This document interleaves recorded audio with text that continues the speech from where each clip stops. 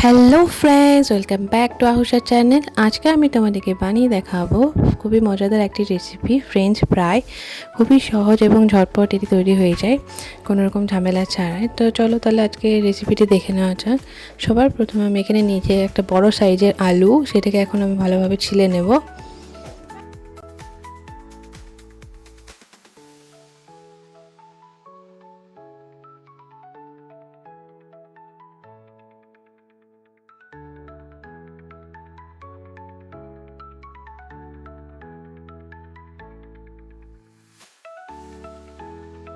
আলুটা এখন খুব ভালোভাবে ছেলা হয়ে গিয়েছে। এখন আমি এটাকে পিস পিস করে নেব। আমি যেভাবে পিস পিস করেছি তোমরা এইভাবে করবে, দেখবে তাহলে ফ্রেঞ্চ ফ্রাইগুলো খুব ভালো হবে। এইভাবে লম্বা লম্বা করে এগুলোকে কেটে নিতে হবে, তাহলে এগুলো খুব তাড়াতাড়ি সেদ্ধ হয়ে যাবে এবং খুব ভালোভাবে ফ্রাইও হবে। তো এখন আমার আলুগুলো কাটা হয়ে গিয়েছে। এবার আমি একটা পাত্রের মধ্যে জল দিয়ে সেটা গরম করে নিয়েছি। তার মধ্যে দিয়ে দিলাম হাফ টিস্পুনের মতো লবণ এবং এটাকে ভালোভাবে একটু গরম করে আলুর টুকরোগুলোকে দিয়ে দিচ্ছি। এইভাবে আলুর টুকরোগুলোকে দিয়ে দেওয়ার পর এটাকে কিছুক্ষণের জন্য সেদ্ধ করে নিতে হবে। খুব বেশি সেদ্ধ করা যাবে না, হালকাভাবে 2 মিনিটের জন্য সেদ্ধ করে নিতে হবে। দেখতেই পাচ্ছ আমার জলটা প্রায় গরম হয়ে এসেছে। এখন এটাকে আমি একটু ভালোভাবে নেড়ে চেড়ে হালকাভাবে একটু সেদ্ধ করে নিচ্ছি।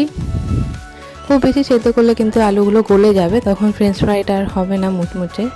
তো এখন দেখো আমার এটা ফুটে গিয়েছে। খুব বেশিক্ষণ আমি এটা ফোটাবো না, ছেঁকে নিচ্ছি।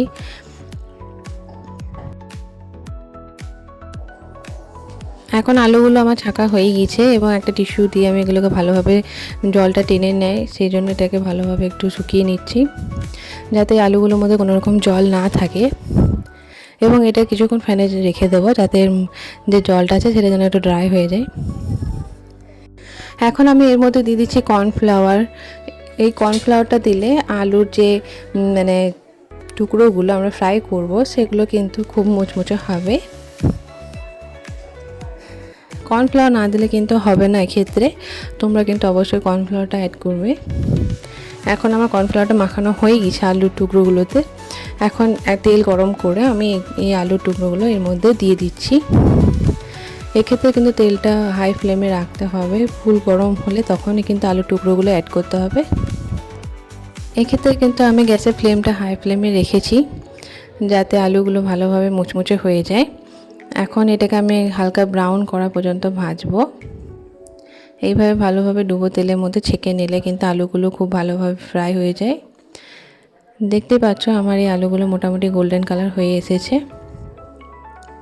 এইভাবে 5 মিনিট এগুলোকে একটু নেড়ে চেড়ে নিতে হবে, তাহলে কিন্তু আলুগুলো খুব ভালোভাবে গোল্ডেন কালার হয়ে যাবে। এখন আমার আলুগুলো পুরোপুরি রেডি। আমি এগুলোকে একটা পাত্রের মধ্যে ঢেলে নিচ্ছি। এখন আমার ফ্রেঞ্চ ফ্রাইগুলো পুরোপুরি রেডি হয়ে গেছে। এই একইভাবে আমি আরও যে আলু টুকরোগুলো ছিল সবগুলোকে ফ্রাই করে নিয়েছি। দেখতেই পাচ্ছ আমার ফ্রেঞ্চ ফ্রাই পুরো রেডি। খুবই মজাদার খেতে হয়, তোমরা কিন্তু বাড়িতে অবশ্যই ট্রাই করে দেখো, আশা করি তোমাদেরও ভালো লাগবে। এখন আমি অন্যরকমভাবে একটা ফ্রেঞ্চ ফ্রাই দেখাচ্ছি। এখানে আলুটা সেদ্ধ করে ছেনে রেখেছিলাম, তার মধ্যে দিয়ে দিচ্ছি কর্নফ্লাওয়ার 1 চামচ, নুন দিয়ে দিচ্ছি স্বাদ মতো, আর দিচ্ছি হালকা একটু লঙ্কা গুঁড়ো, হালকা একটু গোলমরিচ গুঁড়ো, আর দিচ্ছি হালকা একটু ম্যাগি মশলা। এই সব উপকরণগুলোকে ভালোভাবে একটু মাখিয়ে নিতে হবে। ভালোভাবে একটা ডো বানিয়ে নিতে হবে।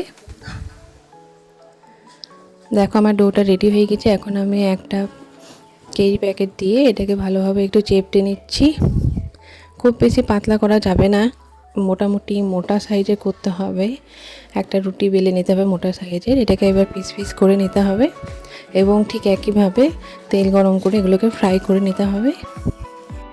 ঠিক একই রকমভাবে এটাকে গোল্ডেন কালার করে নিতে হবে। দেখতেই পাচ্ছ কত সুন্দর এগুলো ফ্রাই হয়ে যাচ্ছে। কোনো রকম ঝামেলা ছাড়াই খুব ঝটপট কিন্তু এটি বাড়িতে বানিয়ে নেওয়া যায়। দেখো আমার এই ফ্রেঞ্চ ফ্রাইগুলো কিন্তু পুরো রেডি হয়ে গিয়েছে।